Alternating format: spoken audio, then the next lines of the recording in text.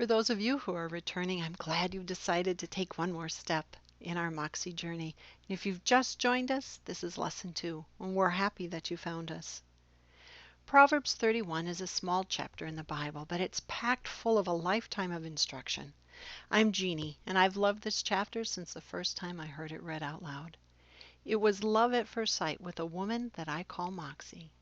She is an example of having it all, not because of her wealth or her influence or status, but because of her character, her determination, her courage, and her nerve. This proverb is filled with descriptives of this woman. Here are just a few that stick out to me. She is strength. She is laughter. She is fearless, reliable, trustworthy. She is priceless, and she is precious. In Lesson 1, we considered 2 words, connectedness and consistency. These 2 characteristics are essential in building a strong character, and I trust you took some time to find these 2 words within your own life. I know each time I revisit this lesson, I discover new areas of my own life that are a little disconnected, areas where consistency has not yet taken hold. This lesson, as with many of the others in this proverb, are life lessons that has the power to change us for our entire life. I'll remind you again that there is a workbook available. It follows each lesson and it offers plenty of room for notes. It is $7. You can order it through silverthread.com. So if you have a workbook or if you're just working off of a notepad, it's time to open them up, to sit back, and let's begin our study. Lesson 2 is titled, What? The verse reads, What, my son? And what the son of my womb? And what the son of my vows? At first glance, this seems like a nonsensical verse. There's a lot of what's going on. But sometimes it's the nonsensical ones that force us to look a little bit deeper. Queen Mum is not asking this of her son. She's asking it of herself. What, my son, shall I teach you? As moms, we are faced with this question all the time. What shall I teach you? What will you need to make it in this world? What will allow you to survive? And what will help you succeed? This is not exclusive to moms. We're going to find in this verse that these questions can be asked of the child that lives within each of us.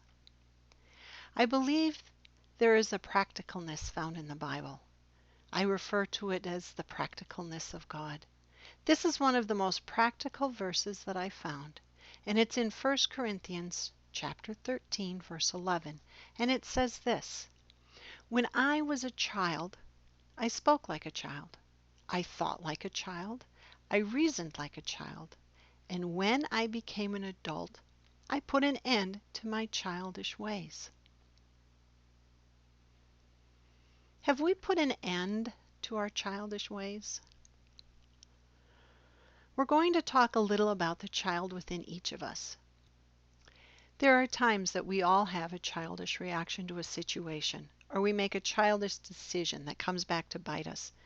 How many of us have been or are currently in a childish relationship? Now, it's not all bad to have some childishness in us. Jesus himself said that unless you change and become like little children, you will never enter the kingdom of heaven. It may be better to say that we all have a good child and a hurt child within us. But I think it's time to allow the good child to grow and to help the hurt one heal. There's a theory out there that says when a child experiences abuse or trauma in their life, it's very likely that the emotion that is most impacted stops developing, and with each experience, another emotion becomes impacted or stunted. As that child grows into an adult, they may appear to be grown, but their emotional growth is a mixed match of development and ages. This is where we get most of our dysfunction. We as an adults have emotional makeup of a child. You may have heard the term emotional maturity. It is possible to have an adult physical body and a child emotional maturity. But it's time to set that child free and to allow her to grow up. And there are many ways to do this, but I have found 4 exercises that have been so effective in my own life. A little disclaimer here. Some of us have had experiences that are far beyond our own ability to mend. If that is you, I encourage you to find someone who can walk with you and help you to move forward in your life. It's time to heal. It's time to become an adult, and it's time to live life and stop being fearful of it. The first exercise is this. Listen to your own story and then respond appropriately. So pretend that a child comes up to you and tells you the same story of your own experiences as a child. What would you say to them? What kind of advice would you give them? Would you protect them? Would you tell them it wasn't their fault? Then do that. Don't wait for someone else to say it. You can be the adult in this situation. You have the power to heal yourself. In doing so, you will begin this healing process. The second exercise is see it as the adult. Watch the rerun. The scripture said, when I was a child, I saw things through child eyes. So watch it again. Be the hidden camera and then explain to the child the adult perspective. You'll be amazed how quickly things become clear and start to make sense. There's a great story about a young woman who was making for the very first time a traditional family dinner. She had worked all week. She had been up since dawn. Everything was going just beautifully. And what was so exciting about the day was that Grandma was coming. And it was in Grandma's kitchen that she had watched year after year as Grandma had made this dinner. So when Grandma arrived, she met her at the door. She took her by the arm and they went into the kitchen. She said, "Grandma, I did it just like you did." They went over to the oven and she opened the door and they could see the beautiful ham in the oven. She said, "I did it just like you. I even cut off those 2 inches." And Grandma stopped and looked at her and said, "Honey, what are you talking about?" She said, "Every year, Grandma, you put that ham on the table, on the cutting board, and you got out your ruler and you measured 2 inches and you sliced it off. I did that. It's perfect." Grandma started to laugh. She said, "Oh, honey, the only reason that I did that was that the pan wasn't big enough and I couldn't afford a new one." You see, as a child, she had watched this process, and in her child mind, she had determined that it was how it was to be. There was a reason for that. And thus, as an adult, she continued to do the same thing. She had connected those things. She needed an adult perspective. She needed Grandma to look at the situation and go, "Oh, no, no, no, honey. I didn't do it to enhance the meal. I did it out of my lack of having a pan big enough to cook the entire ham." I recall a few years ago, I had lived through a couple years of really almost traumatizing panic attacks. Fear, terrible fear. And I had tried all the techniques, and one day I just said, I've had it. This thing's either going to kill me or I'm going to get over it. And I started thinking back through my life when I can remember being afraid. What was my earliest memory of being fearful? I went all the way back to grade school. And I had a good friend, and on Sunday afternoons, we would go and visit each other. She would come to my house one Sunday, I would go to her house, back and forth. So this week it was my turn to go to her house, something we had done all the time. It was just natural that that's how I would spend Sunday afternoon. We had driven 2 blocks away from our house and pulled into a grocery store, and her mother ran into the store. And while her mom was in the store, I started feeling uneasy. I started feeling nervous. I was starting to feel as if I couldn't breathe very well, and my heart started racing. And I looked over at her and I said, I am so sorry. I can't come with you today. And I got out of the car, I closed the door, and I ran. I booked it 2 blocks home, and I ran back into my house. As I replayed that as the adult, and as I watched myself running down the sidewalk and running into the house, the light went on. As a child, I had connected that being in my house was safe when I felt nervous. And to this day, 40 some years later, I was still believing that. That was still playing in my mind. Once that connection was made, then I had the opportunity to reteach that child within me that that's not the case. I can be safe anywhere. I can be safe on an airplane. I can be safe hiking. I can be safe swimming. I can be safe in a car. I don't have to be home to be safe. I can be safe anywhere. I still have times where I walk into a big building or a place where there's a large crowd, and I start feeling nervous and I start wanting to go, I gotta go home. But I stop and say, no, you are safe anywhere. You're not just safe at home. You are safe anywhere that you are, and it's going to be all right. So replay those things in your mind. Watch the rerun, see it through the adult's eyes, and then explain it to the child that experienced it. The next exercise is writing a few letters. Now, these are not letters intended to write to somebody who's hurt you or abused you. These are not confrontational letters. These are letters that you write first in the mindset of a child, and then you respond as the adult. One therapist actually recommends that when you write the child one, you use the hand that you typically don't write with. It makes you concentrate a little bit harder, and the actual writing looks a little bit more raw, looks a little bit more real. So again, drawing from my own experiences, I had struggled as an adult with times that I just felt insignificant, unimportant. I didn't matter. I would work hard to achieve something, feel like a failure. And it was crazy because during those times I would stop and think, I really don't even believe this about myself. I don't believe I'm a failure. I don't feel as if I haven't accomplished. But the thoughts would just flood through my head and I would be battling them. So again, I started thinking back to where maybe this got started from in my attempt to fix it. And I got back to high school and something triggered inside of me. And I thought, high school, I accomplished an awful lot of stuff. I did an awful lot.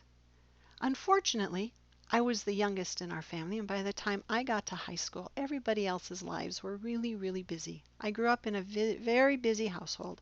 I was pretty self-sufficient. I was pretty independent. I could take care of myself, and for the most part, I did.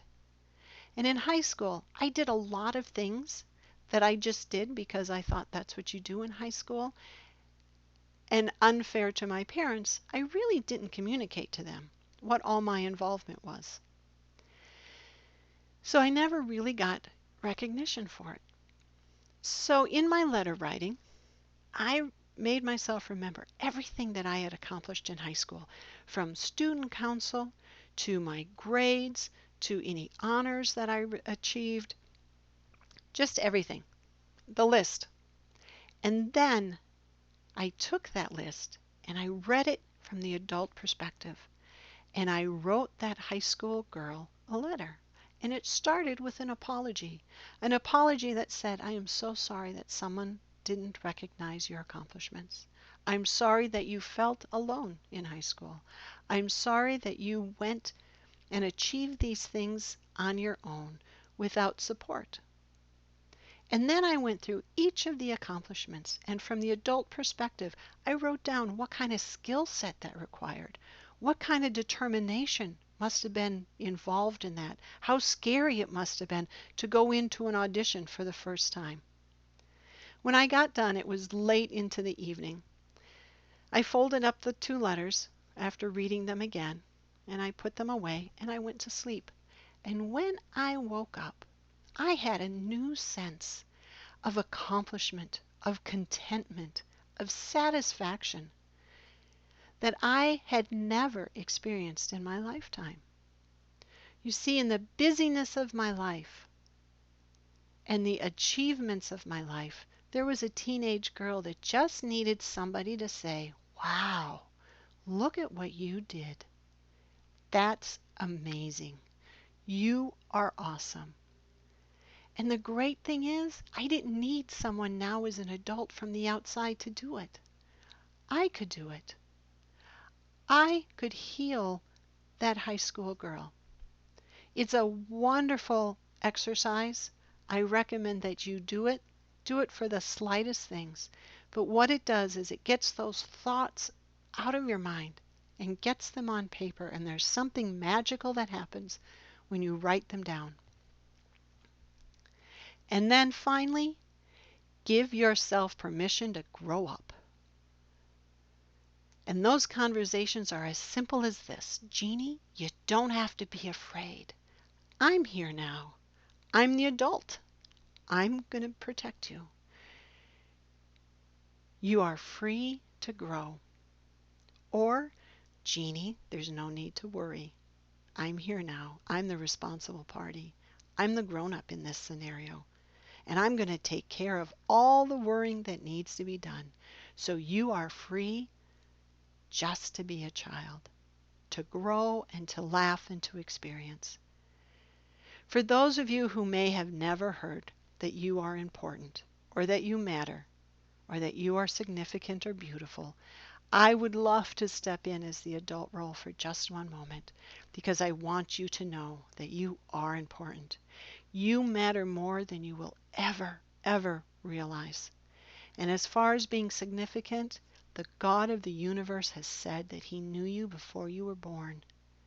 He has been with you from the moment you took your first breath, even when you didn't see Him, even when you thought you were on your own. He was there. And as far as beautiful, honey, you are stunning. And as you allow this child to be free and to grow within you, there is going to be a beauty that takes hold that you can't even imagine now. Setting ourselves free depends on no one else's participation. The power to do so is within us. Begin the process today. Set her free, one hurt at a time, and then move forward. And don't get stuck in the past. We have all been stuck in the past for way too long. There is a whole new world out there, and some of us have been missing in action. Now, our original question has a new meaning and a new focus. What do you need to learn? What do you need to experience? What are the missing pieces in you? And what resources do you have to help you?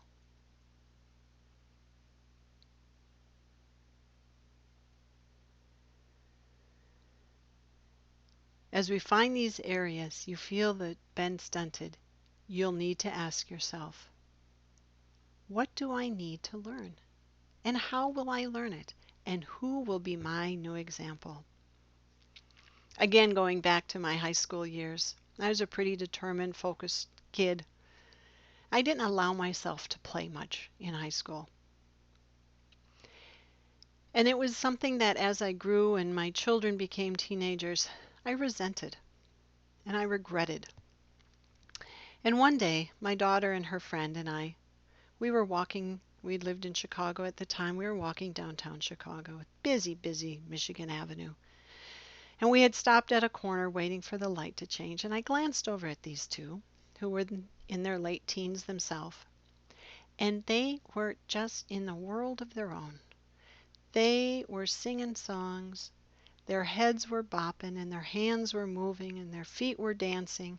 They were actually, one of them started twirling around, watching her coat flare out as she was standing on this street corner. And I took it all in, and I imagined myself being one of them and doing the same thing, feeling the life that they were feeling the freedom that they were feeling, and I got to experience it. The thing that I regretted doing, I got to experience a little bit of it. We have that power. We can experience life through a child. If you have regrets or resentments, things that you feel like you didn't get a chance to do as a kid, it's not too late. Go find a kid and do it with them. Let them teach you how to enjoy it. If you regret not making cookies when you were a kid, then put a ton of kids in your kitchen and start making cookies. Don't think it's going to be clean. It's going to be a disaster. But you're going to come out tasting the most amazing cookies you've ever made. I don't know why kids have this power, but when they make cookies, they're good. Make your list of things that you regret, that you resent, that you want to experience, that you didn't get a chance to as a kid, and do it now. There is nothing more fun than watching an adult do something that is childlike, but experiencing it as an adult. It's not too late. Find a friend who has the same background as you or has a list of her own regrets and resentments, and schedule time that you're going to do these things together and you're going to cross them off the list. Because it's time to experience life. Those things that you were missing in action for, it's time to do them. I now want to ask the Queen some different questions. I want to ask why. Why did she choose to teach him what to look for in a partner? Why isn't this proverb about being a strong leader, managing money, or entrepreneurship? And why isn't it about being holy, living the 10 Commandments, or attending temple regularly? I think Queen Mum understood something. She knew that finding a partner who was confident, self-sufficient, with a strong and mature character would allow her son every advantage to be the best he could be. A mom who takes the time to teach such things must have also taken the time to develop those equal characters in her own son. This is in no way a proverb that is sexist. Far from it. Queen Mom was raising the future king. She was teaching her son what a good woman looks like. She knew he would be inundated with potential wives. He could have the pick of the litter, and Queen Mom knew the character required to be queen. After all, she was one. I believe that this is a proverb that if it had been given to her daughter, it would have been very much the same. The prayer I leave with you this week is this: Patient Father, help us to find the child within. Guide us as we set her free and teach us how to accept our past, but not allow it to control our future. And thank you for walking with us from the beginning. Help us to see the times that you were there, even when we thought we were alone. Thanks for joining me in this second lesson. The questions in this lesson can be challenging. They can be emotional and they can be scary. I'm a firm believer that if we allow ourselves to be quiet, God has the ability to guide us, direct us, and even speak to us. And I encourage you to let Him. Ask for guidance and then be quiet and wait for the answer. It will surprise you when it comes, but when it does, you will know that it was meant just for you. Moxy and I are excited to join you on this journey as we become women clothed in strength and dignity and can laugh without fear of the future. If you haven't already taken a moment to contact me, please do. I want to meet you. I want to hear your story. I want to know that we're walking together on this Moxy journey. You can find me in 2 ways: through my website at www.jeanniegb.com or email me directly at moxy@asilverthread.com. Until next time.